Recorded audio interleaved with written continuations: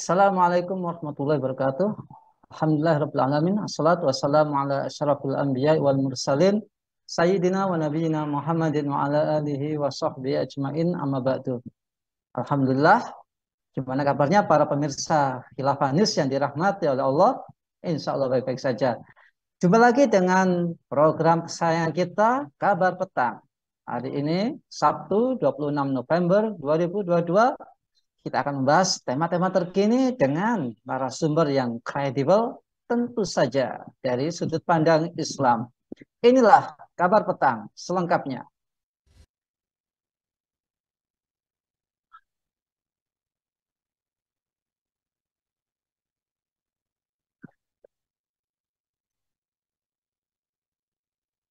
Pemirsa, tuan rumah Piala Dunia butuh dana raksasa untuk menggelar perhelatan 2022. Qatar sudah menghabiskan 3.404 triliun rupiah. Berapa keuntungan yang akan datang? Qatar menghabiskan dana segunung itu untuk menggelar Piala Dunia 2022 untuk menyelenggarakan pesta olahraga terbesar kedua di dunia setelah Olimpiade. Negara kecil di Teluk Persia telah mengerucut uang lebih dari 3.000 triliun untuk pertandingan yang perhelatan akbar yang diadakan selama 4 tahun sekali ini. Ya. Dalam perbandingan dengan mata uang rupiah, tentu saja jumlah sekian ini sangat besar. Bermula dari kampanye pencalonan hingga penunjukan sebagai tuan rumah Piala Dunia 2022 semasa Kongres Piala Dunia 2010, Qatar telah membelanjakan dana sekitar 15,4 triliun. Sebagian besar tersedot untuk pembangunan 7 stadion baru dan 1 renovasi venue lama. Apa sisi gelap ajang Piala Dunia? Apakah Piala Dunia 2022 bikin Qatar rugi besar? Apakah Piala Dunia syarat kepentingan kapitalistik? Untuk membahasnya, kami terhubung dengan Direktur Forum Analis dan Kajian Kebijakan untuk Transparansi Anggaran, Bung Yuli Sarwanto. Assalamualaikum, Bung Yuli. Masih di mute. Waalaikumsalam warahmatullahi wabarakatuh. Alhamdulillah sehat, Bung ya. Alhamdulillah Ini, sehat. Gimana? ini kayaknya di salah satu venue di Qatar ini kayaknya. Oh iya mungkin ya. Ya inilah di dunia digital ini penuh dengan rekayasa ini. Ya, Masalah. Allah. Bung Yuli. Siap, siap, siap. Piala Dunia 2022 tengah berlangsung di Qatar pada 20 November hingga 18 Desember 2022. Bisakah Bung Yuli jelaskan bagaimana sisi gelap Piala Dunia 2022 di Qatar ini, Bu? Ya, Qatar terus memicu kontroversi selama menjadi tuan rumah Piala Dunia. Di antaranya adalah sebagai berikut. Poin yang pertama, ribuan buruh imigran meninggal dunia. Catatan pertama menunjukkan bahwa pekerja migran di Qatar yang meninggal umumnya mereka yang menjadi korban adalah dalam proyek ini dari kawasan Asia Selatan seperti India, Pakistan, Bangladesh, dan Nepal. Dikutip dari The Guardian, lebih dari 6.500 buruh migran yang membangun infrastruktur untuk Piala Dunia 2022 di Qatar dilaporkan tewas. Namun, menurut penulis buku digital Authoritarianism in the Middle East, Mark Owen Jones, dalam akun Twitternya menyebutkan bahwa jumlah tersebut sebenarnya mengacu pada semua kematian pekerja migran, apapun penyebab kematiannya. Sementara mengutip The Washington Post, pekerja yang tewas mencapai 1.200 orang. Jumlah tersebut adalah akumulasi kasus selama 10 tahun telah berjalannya pembangunan infrastruktur tersebut. Kemudian yang kedua adalah pengusiran tenaga kerja. Catatan kedua menyebutkan bahwa pemerintah Qatar telah mengusir para tenaga kerja asing dari blok apartemen mereka di daerah Doha. Dikutip dari Reuters, proses pengosongan tempat tersebut ditujukan agar ribuan penggemar sepak bola di masing-masing negara dapat tinggal di daerah tersebut selama Piala Dunia berlangsung. Proses evakuasi tersebut sudah dimulai sejak 4 minggu sebelum dimulainya Piala Dunia. Hal ini mendapat perhatian internasional. Sejumlah korban menyebutkan hampir 12 bangunan tempat tinggal para pekerja telah ditutup oleh pihak berwenang. Namun pihak Qatar menghiraukan bagaimana setelahnya para pekerja tinggal, mereka dipaksa untuk mencari perlindungan apa yang mereka bisa, termasuk tempat tidur di trotoar di luar salah satu bekas rumah mereka. Kemudian yang ketiga, memberlakukan sistem upah murah. Catatan ketiga dari pekerja migran ini ialah susahnya mendapatkan upah yang layak. Dikutip dari businesshumanrights.org, sejumlah pekerja mengaku bahwa mereka belum dibayar selama lebih dari 1 tahun lamanya. Padahal mereka telah bekerja untuk membangun menara Al-Bida di Doha, yang sekarang dikenal sebagai menara sepak bola. Menara ini menjulang tinggi dan terdiri dari 43 lantai yang menghadap ke Teluk Persia. Keempat, dipaksa membuat pernyataan palsu. Catatan keempat menyebutkan bahwa para pekerja perlu menandatangani pernyataan palsu yang menyatakan bahwa mereka telah dibayar dan menerima upah layak. Dikutip dari weonews.com, tanda tangan tersebut dibutuhkan agar para pekerja migran dapat mendapatkan kembali paspor dan kelengkapan dokumen mereka. Bahkan para pekerja diketahui tidak boleh sampai berganti pekerjaan tanpa seizin sponsor mereka. Dengan pemasukan yang kurang, mereka menderita hingga menyebabkan kematian di lokasi konstruksi di kota Piala Dunia 2022 Qatar. Namun pihak Qatar tidak memberikan kompensasi bagi mereka dengan alasan tidak ada data terkait tentang kematian setiap migran. Mereka menyebut bahwa setiap kematian adalah tragedi serta tidak ada dana untuk hal tersebut. Kemudian catatan yang kelima adalah tidak bisa meninggalkan camp bahkan Qatar sekalipun. Catatan terakhir yang perlu diketahui adalah para majikan tidak memperbarui izin tinggal bagi pekerja. Dikutip dari amnesty.org, para majikan sering mengabaikan permintaan para pekerja, bahkan mengatakan bahwa mereka tidak dapat pergi sampai kontrak mereka habis atau harus menunggu selama 2 tahun ke depan. Kemudian tanpa hal tersebut, tentu pekerja dapat sewaktu-waktu dikenakan penjara atau denda. Karena itu hanya pekerja yang mengerjakan infrastruktur di Stadion Khalifa takut menjelajah di luar lokasi pekerja atau kamp pekerja mereka. 6. Qatar memang telah mempersiapkan dana fantastis untuk pembangunan banyak fasilitas, mulai dari hotel, bandara, dan stadion untuk pertandingan Piala Dunia 2022. Besarnya biaya infrastruktur yang dikaitkan dengan Piala Dunia adalah bagian dari rencana Qatar 2030 yang lebih luas alias infrastruktur non-sepak bola, yaitu untuk membangun pusat inovasi ratusan hotel, fasilitas rekreasi, kemudian jalan-jalan baru, transportasi bawah tanah yang canggih, stadion hingga bandara internasional. Sebagian besar investasi ini disebut juga sebagai bagian dari proyek investasi publik yang dikenal sebagai Visi Nasional Qatar 2030. Pemerintah Qatar juga berkeyakinan bahwa Piala Dunia akan menjadi katalis untuk mengatasi masalah infrastruktur negara. Di sisi lain, ini juga menjadi pertaruhan yang besar karena jika tidak mendatangkan banyak potensi dan keuntungan, maka biaya ini akan berakhir dengan kerugian negara. Seperti itu. Ada 6 poin di balik hiruk pikuk Qatar, Bung Nanan. Iya, ngeri sekali, Bung ya. Masya Allah. Kayaknya saya nggak mau ikut-ikutan Piala Dunia deh kalau caranya seperti ini. Nah, apakah yang seperti ini ya, ajang 4 tahunan ini kan Masya Allah euforianya di mana-mana, kemudian promosinya juga dahsyat sekali, logonya juga eh, mencerminkan bagaimana ya pakaian pakaian Arab gitu ya. Nah, apakah ini adalah sebuah prestasi yang patut dibanggakan ya? Menimbang dari apa ya yang Bung Yuli ini, apa yang barusan Bung Yuli sampaikan. Iya, jika kita mau berpikir sedikit mendalam ya, mengupas, sebenarnya eh, fungsi olahraga adalah untuk menyehatkan tubuh, ya kan? Karena di situ ada sebuah aktivitas sehingga tubuh berkeringat, kadar oksigen juga banyak yang masuk ke tubuh kita, elastisitas otot, elastisitas pembuluh darah itu semakin bagus gitu. Karena secara asal tubuh yang dikaruniakan oleh Allah ini memiliki banyak kebutuhan gitu.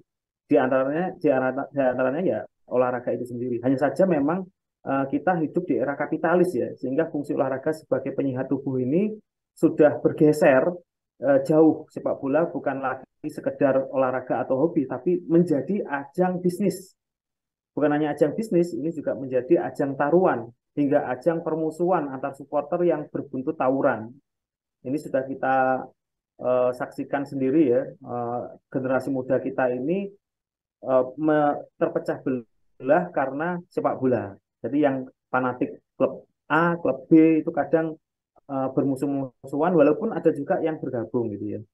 Piala Dunia dan sepak bola secara umum memiliki sihir kuat atau magnet yang sangat kuat yang membuat para pemuda eh, bisa bangun setengah malam melototi di depan TV daripada meramaikan masjid.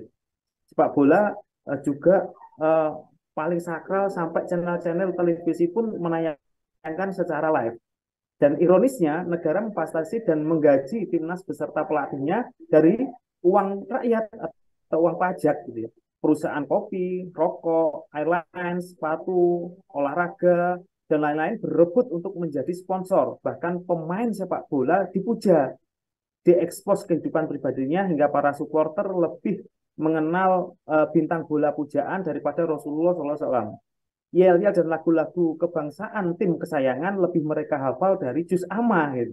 Bahkan para supporter rela berkelahi menyerahkan raga demi membela tim kesayangannya. Nah ini kan eman-eman ya.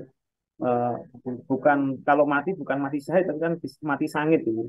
Padahal semakin banyaknya tayangan bola tidak berkorelasi positif dengan meningkatkan taraf kesehatan rakyat yang berimbas pada berkurangnya anggaran APBN untuk kesehatan. Tidak ada perbandingan lurus dengan apa istilahnya itu kesejahteraan masyarakat. Gitu. Jadi masih ingat ya kita keluar dari Piala Dunia ini misalnya taruhlah Asian Games medali emas Malaysia dapat sekian, Thailand dapat sekian, Indonesia dapat sekian, itu kan kejar-kejaran ya. Padahal emas kita di Gunung Grasberg dan Grasberg itu ditambang bertonton kita enggak kurang perhatiannya kurang ke sana.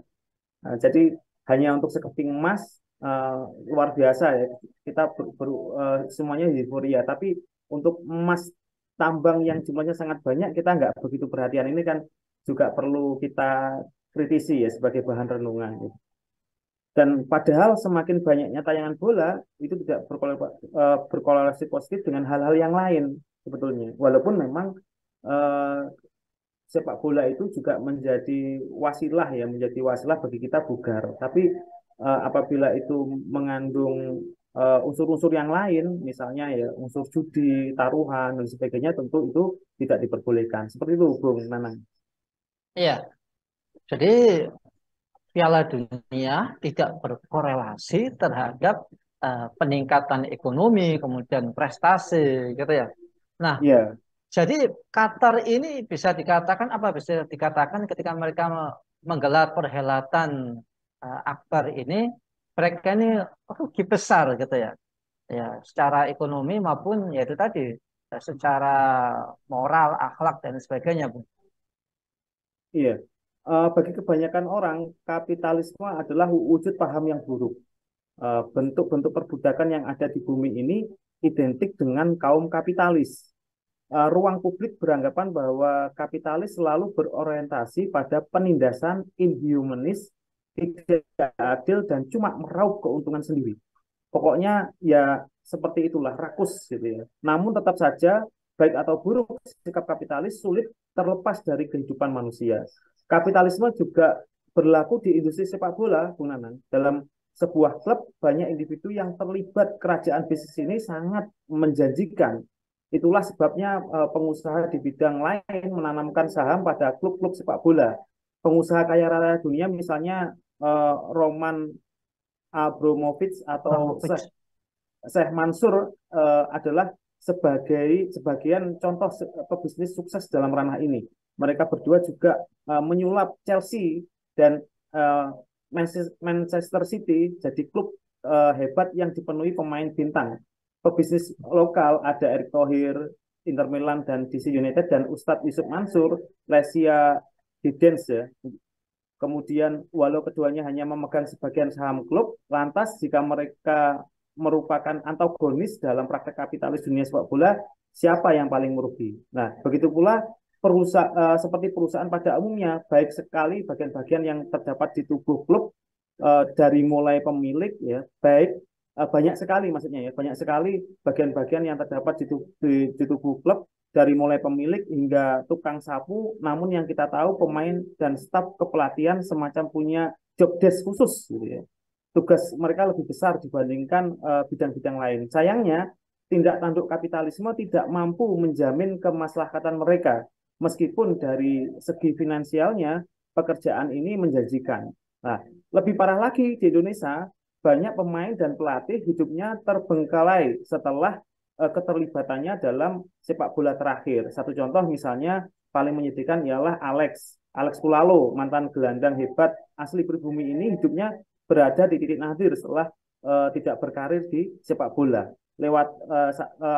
Lewati saja masalah industri bal-balan lokal, federasinya saja apalagi federasinya itu malah lebih semerawut kan, apalagi tragedi Kanjuruhan kemarin ya. Kemudian kalau berbicara sepak bola Eropa, sering dianggap kiblatnya sepak bola. Benua yang jadi tempat lahirnya paham kapitalis ini justru lebih manusiawi memperlakukan pemainnya. Bahkan konstitusi negara yang bersangkutan akan ikut andil dalam perkembangan pemain lokalnya. Selain itu, kendali pemantauan yang mantap terus dilakukan FIFA dan UEFA karena mereka landasan kapitalis yang dianut di sana benar-benar mutakhir sehingga munculnya kesenjangan dapat diminimalisir dengan baik. Akar dari gagalnya penyelarasan kapitalis di dunia sepak bola adalah saat pembahasan kontrak. Dalam perbincangan intens pemain dengan direksi-direksi klub, ada banyak aspek yang perlu diperhatikan. Kedua belah pihak saat seorang pemain dalam performa terbaik merasa layak untuk diapresiasi dengan kenaikan gaji, klub tidak serta-merta akan mengabulkannya. Dinamika dunia bisnis pun bermain di sini. Saat datang klub lain menawari kontrak menggiurkan pada pemain tersebut dengan iming-iming kaya 7 turunan atau karir yang mentereng, sang pemain berpotensi untuk tergoda menerima tawaran itu. Inilah yang menyebabkan inflasi besar-besaran terjadi dalam industri sepak bola. Kesebelasan superpower bertanggung jawab akan hal ini. Bagi klub pemilik tidak mudah menahan godaannya, sehingga populer istilah pemain bintang bagi klub-klub yang secara finansial jauh di bawah klub-klub adidaya. Kemudian pengibaratan, Bung Nanan. Jadi bisa Ya. diibaratkan bahwa kondisi seperti ini yang kaya makin kaya, kemudian yang miskin makin miskin. Semakin kentara sekali gapnya. Ada kebijakan financial fair play juga tidak memperbaiki situasi secara konstan. Alasannya karena kesebelasan-kesebelasan tajir sudah ada di zona nyamannya sendiri. Perjudian yang mereka lakukan selaras dengan hasil, meskipun berproses ya. Prestasi berarti pemasukan juga, belum lagi pendapatan eksternal seperti penjualan tiket, merchandise, atau sponsor. Sekalipun tidak bisa, masih ada cara lain untuk memanipulasi proses transfer pemain mahal, yakni lewat peminjaman dan opsi permainan di kemudian hari jika keuangan tidak sesuai dengan uh, kualifikasi FFR. Kurang lebih seperti itu. Iya. Mas Saul, jadi kalau kita lihat ini sangat kental sekali nuansa kapitalisme barat di ini ya, di Piala Dunia ini. Lantas mungkin ini terakhir, Bung. Eh, Kalau kita udah memahami ini adalah produk kapitalisme, kemudian tentu saja tidak baik buat sebuah negara termasuk Qatar. Lantas bagaimana solusi dalam Islam dalam memandang permainan atau Piala Dunia yang terorganisir ini, Bung? Iya, kalau dalam solusi Islam itu ya dikembalikan lagi ke fungsinya, yaitu bahwa sepak bola itu adalah memang sebagai upaya ya agar tubuh ini bugar, itu menjadi sebuah kewajiban sebuah negara untuk me, apa ya, merangsang ya atau melayani ya, memfasilitasi tempat-tempat olahraga. Tapi tentu ini juga harus dikawal ya, dikawal agar jangan sampai olahraga ini bergeser orientasinya. Bergeser orientasinya itu dikapitalisasi, kemudian eh, ada unsur perjudian di sana. Karena memang di dalam sebuah eh, negara eh, memang rakyatnya itu memang harus harus sehat. Rakyat sehat, negara kuat itu kan slogan kan. Ya memang benar. Jadi bagaimana untuk menjaga agar rakyat ini sehat karena tidak menutup kemungkinan ya, tidak menutup kemungkinan bahwa amannya suatu negara itu tidak selamanya aman. Ada kemungkinan juga ada ancaman dari luar. Maka ketika ada ancaman dari luar itu kan dibutuhkan sebuah upaya ya untuk menjaga kebugaran dari rakyatnya. Kemudian orientasi bisnis. Kalau berbicara orientasi bisnis, sebetulnya pengelolaan yang paling pas itu ya bukan lewat jalur olahraga, tapi adalah memberdaya apa uh, kepemilikan ya. Kepemilikan itu betul-betul dibatasi. Kepemilikan umum, kepemilikan negara dan kepemilikan individu itu dibatasi. Maka unsur-unsur yang masuk kategori kepemilikan umum yaitu harus dikelola oleh negara seperti barang tambang dan sebagainya. Kemudian berkaitan dengan distribusi itu juga harus dijaga, baik itu distribusi non ekonomi sebagai pelayanan negara memberikan cuma-cuma kepada golongan masyarakat tertentu ataupun distribusi ekonomi yang itu sifatnya menjaga variabel-variabel agar sehat. Misalnya apa? Bagaimana finansialnya, menghilangkan riba, menumbuhkan sektor, menghilangkan sektor apa non real dan menjaga sektor real, sehingga iklim ya, iklim ekonomi di masyarakat itu menjadi sehat. Kalau kalau bisa bisa Bung Nanang bayangkan ya, kalau misalnya iklim ekonomi sehat, itu tentu daya beli masyarakat juga akan meningkat. Kalau daya beli masyarakat meningkat, masyarakat ini pasti akan saling membutuhkan barang dan jasa, sehingga sehat gitu. Kondisi ekonomi masyarakat itu sehat. Kemudian berikutnya eh, juga memberikan merangsang agar tercipta sebuah suasana ta'awun atau tolong menolong, sedekah, kemudian zakat dan lain sebagainya. Nah, mungkin kurang lebihnya seperti itu, Bung Nanang. Iya, Masya Allah, luar biasa. Ternyata ada sebuah aktivitas yang lebih menarik, lebih menguntungkan daripada Piala Dunia, gitu ya. Jadi Iya, buat para remaja, para orang-orang dewasa di luar sana, mungkin nggak usah dibelain gitu ya nonton bola sampai jam 1 malam gitu ya. Ya kalau pengen lihat, lihat aja di YouTube, lihat gol-golnya gitu. Tapi nggak usah terpengaruh sama euforianya. Mending daripada baik-baik. nonton bola, kita sendiri yang lari pagi biar sehat. Habis lari pagi kemudian ngaji. Nah, seperti itu. Baik, terima kasih Bung Yul Sarwanto. Semoga sukses dan sehat selalu. Amin, amin, Kita amin. akan ketemu di lain kesempatan. Para pemirsa Khilo Harness yang dirahmati oleh Allah, demikianlah program kabar petang pada hari ini. Insya Allah kita akan ketemu di waktu-waktu yang mendatang. Jangan lupa untuk subscribe, like, komen ke positif, dan share kepada keluarga Anda, saudara Anda, semuanya. Share sebanyak-banyaknya. Semoga menjadi amal kebaikan, amal jariah bagi kita di dunia maupun di akhirat nanti. Saya Nang Setiawan undur diri. Sampai jumpa di lain kesempatan. Wassalamualaikum warahmatullahi wabarakatuh. Waalaikumsalam warahmatullahi wabarakatuh.